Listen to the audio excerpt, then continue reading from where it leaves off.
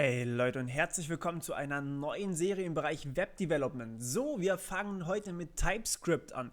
TypeScript ist sozusagen eine Bibliothek für JavaScript. Und warum machen wir jetzt TypeScript? Ich weiß, auf meiner Website bei der Umfrage, die ihr übrigens alle ganz gerne mal nochmal angucken dürft, da ist eigentlich Django deutlich weiter oben und Django ist ja eigentlich auch eine Bibliothek für Python, aber auch für Web Development und die wollte ich eigentlich auch in dem Bereich machen. Warum machen wir jetzt also TypeScript? TypeScript ist erstmal quasi nur ein kleines Add-on für JavaScript, bringt ein bisschen Objektorientierung, dazu gleich mehr. Was wir aber vor allem haben werden, ist, wir werden unter Umständen TypeScript in unserem Community-Projekt benutzen. Und deswegen dachte ich mir, okay, dann nehmen wir TypeScript, weil das brauchen wir wahrscheinlich noch eher als Django. Je nachdem eben, für was ihr stimmt. Also ich lasse euch natürlich auch die Wahl. Aber wenn es auf diesen Bereich fällt, dann brauchen wir TypeScript dazu, weil ich ohne Objektorientierung absolut nicht kann. Und ich muss das Ganze auch irgendwie managen können. Und ja, TypeScript ist mega geil. Wurde von jemandem entwickelt bei Microsoft. Ich weiß, hört sich erstmal nicht so unbedingt gut an, aber wenn man sich überlegt, wie viel Microsoft eigentlich schon auf die Beine gestellt hat, C# ist auch eine super Sprache und der Kerl, der TypeScript designt hat, der war tatsächlich auch der Designer von C#. Und C# ist ehrlich gesagt eigentlich ziemlich gut designt worden. Also ich muss schon sagen, ist eine schöne Sprache und TypeScript hat er wirklich auch gut hinbekommen. So viel dazu. Werden wir uns aber, oder dürft ihr euch natürlich auch ganz gerne selbst ein Bild davon machen.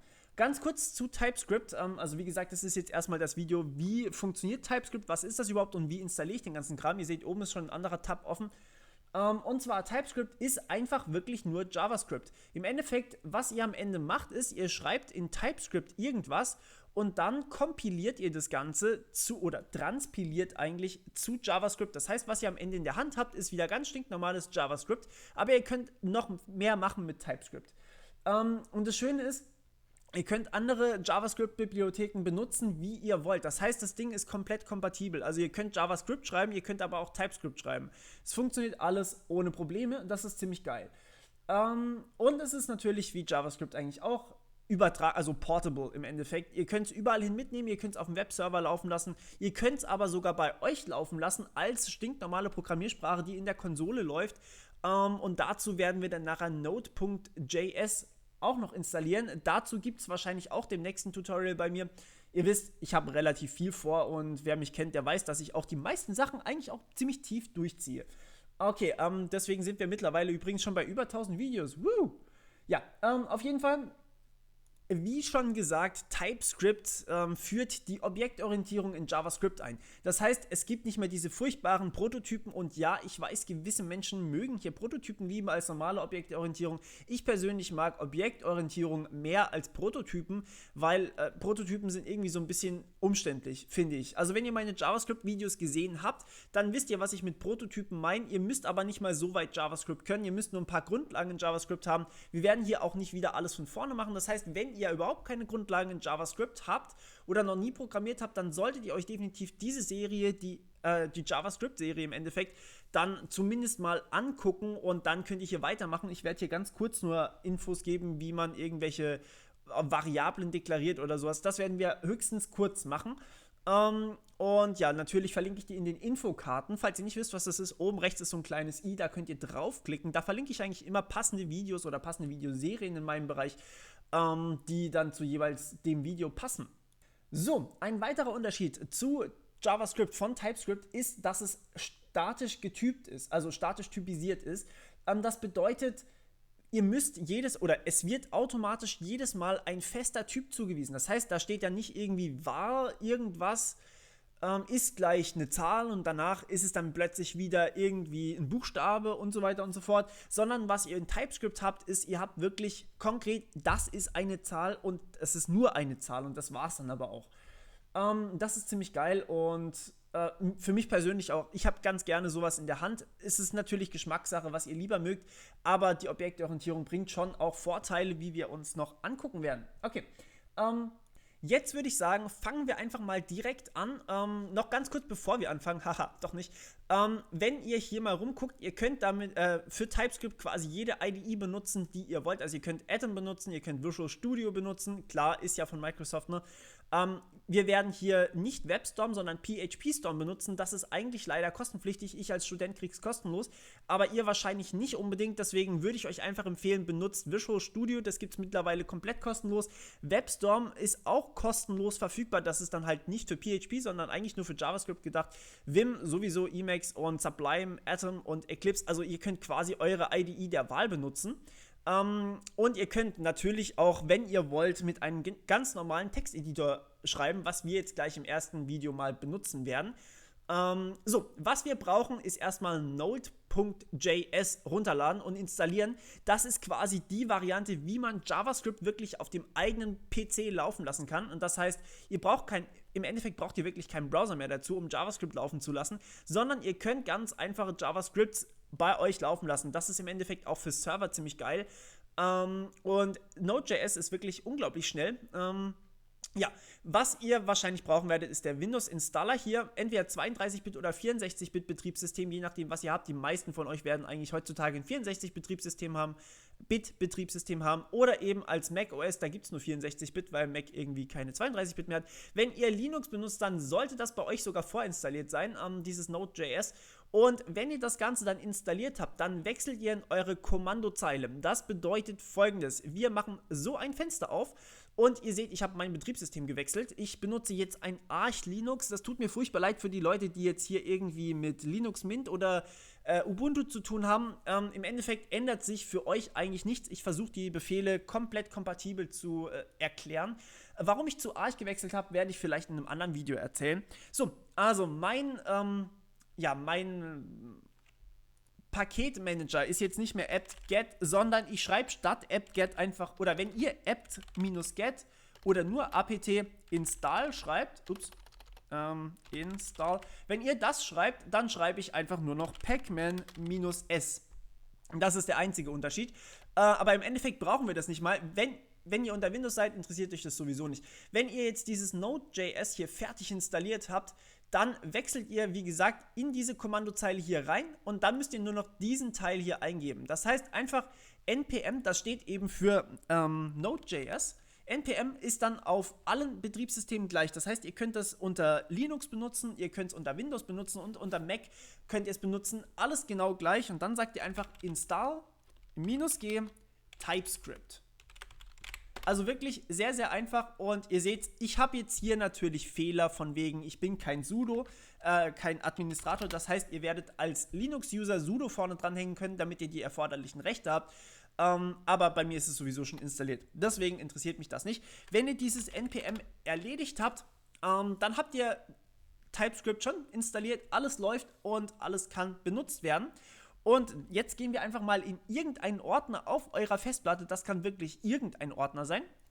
Und in meinem Fall ist das hier der TypeScript-Ordner. Warum dieser .idea-Ordner drin ist, keine Ahnung. Und was wir jetzt hier drin machen, ich mache meine Kommandozeile wieder zu, wir erstellen ein TypeScript. Das heißt, wir wollen ein neues Dokument, irgendein Dokument, und wir nennen das jetzt mein erstes Skript. .TypeScript, TS, das ist die Endung, die ihr braucht. Wenn ihr unter Windows seid und es funktioniert nicht, dann ist ganz wichtig, dass ihr hier die Endung anpasst. Also .ts muss dastehen und manchmal blendet Windows ganz gerne die Endungen aus. Dann einfach unter den Ordnereinstellungen oder Ordneroptionen, unter Extras, glaube ich, ist es, die Erweiterungen von bekannten Datentypen einblenden. Also irgendwie sowas heißt das. So, was ihr jetzt hier habt, ist im Prinzip bloß eine Textdatei, die könnt ihr öffnen mit jedem Texteditor. Der ist ein bisschen groß. Mit jedem Texteditor, auf den ihr Bock habt, und zum Beispiel den hier benutzen. Also meiner ist jetzt, glaube ich, hier gerade gedit. Und jetzt könnt ihr hier eingeben, was ihr in JavaScript eigentlich eingeben wollt. Also zum Beispiel war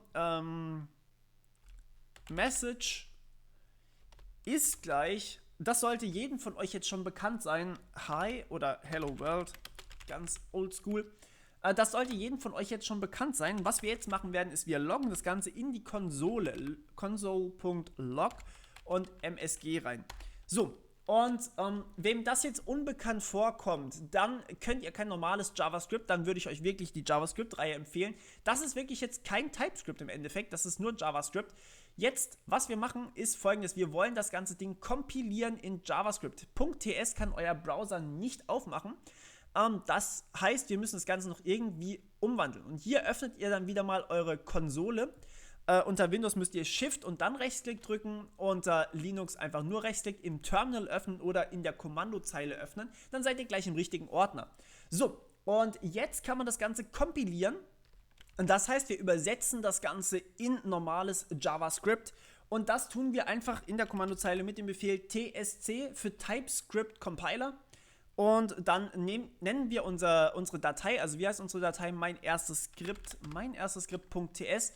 Mit Tab könnt ihr vervollständigen, für die Leute, die es noch nicht wissen. Einfach Enter drücken und kurz warten. Und was rauskommt, ist eine .js, also eine JavaScript-Datei, die ihr jetzt in eurem Browser ausführen könnt oder aber die ihr über Node ausführen könnt. Wir wollen uns aber ganz kurz angucken, was steht da drin. Das ist die JavaScript-Datei, ihr seht hier oben, die ist anmarkiert. Und hier steht jetzt einfach nur var msg ist gleich Hello World und dann Semikolon. Also im Endeffekt genau dasselbe, was wir hier reingeschrieben haben, nur dass es jetzt JavaScript ist. Wie gesagt, ich habe schon gesagt, TypeScript war das hier nicht, das war kein echtes TypeScript, das war eigentlich nur JavaScript, aber in TypeScript ist alles unterstützt, was auch JavaScript ist. Das heißt, ihr könnt hier drin JavaScript schreiben oder TypeScript. Ziemlich geil. Und ja, jetzt wollen wir das natürlich noch irgendwie ausführen, damit ihr es irgendwie lokal bei euch ausführen könnt. Benutzen wir jetzt Node. Also wenn ihr irgendwie zu faul seid, jedes Mal den Webbrowser zu öffnen und dort dann eben ein Alert zu erstellen, der irgendwas tut, wer weiß, dann schreibt ihr einfach Node und dann eben mein erstes Skript, .js, nicht .ts, .js. Das ist ganz wichtig, dass ihr es vorher kompiliert und dann die JS-Datei ausführt. Und dann wird, was ihr in der Konsole ausgebt, wird genau hier so reingeschrieben. So, und jetzt wollen wir natürlich nicht nur JavaScript schreiben, sondern wir wollen mal echtes TypeScript schreiben. Und das ist sozusagen die erste Neuerung. Wir haben hier eine statische Typisierung. Das bedeutet, wir schreiben hier den Typen hin. Was Typen sind, werde ich wahrscheinlich in einem eigenen Video erklären, da JavaScript ja keine Typen hat. Und dazu schreiben wir hier var msg Doppelpunkt String. Dieser String ist der Typ von der Nachricht msg. Und ja, das ist eigentlich kein JavaScript, aber es ist TypeScript. Und was wir jetzt eben machen, ist, wir kompilieren das Ganze wieder und wir führen das Ganze aus und es steht immer noch Hello World dran. So, jetzt ist natürlich spannend, was hat dieses Skript hier in JavaScript oder wie sieht das Ganze in JavaScript aus? Wir haben das Ganze ja transpiliert von TypeScript zu JavaScript, also das hier. Das haben wir ja gerade eben neu erstellt und wenn wir es uns jetzt mal angucken, bam, dann ist das genau derselbe Kram. Wir haben im Endeffekt hier dieses Doppelpunkt-String einfach weggedacht. Jetzt denken vielleicht manche von euch, ist ja mehr Schreibaufwand. Ja, ist es teilweise, aber wir haben dafür feste Typen und wir können diese Typen sehr, sehr gut nutzen, um objektorientiert zu arbeiten. Und viele von euch werden das hoffentlich mal wertschätzen. So, und ich hoffe, ihr versteht auch, dass wir jetzt kurz uns mit TypeScript beschäftigen, weil wir das wahrscheinlich relativ bald brauchen werden. Und erst danach dann eben mit Django weitermachen. Gut. Alles klar, dann hoffe ich, es hat euch mal wieder gefallen und liked das Ganze, shared das Ganze, was auch immer. Schreibt mir einen Kommentar, wenn euch irgendwas nicht passt oder wenn es euch ganz besonders gefallen hat. Und vergesst nicht, ins Forum zu schauen und dort bei der geilen Community teilzuhaben. Gut, wir hören uns beim nächsten Mal. Bis dann, ciao.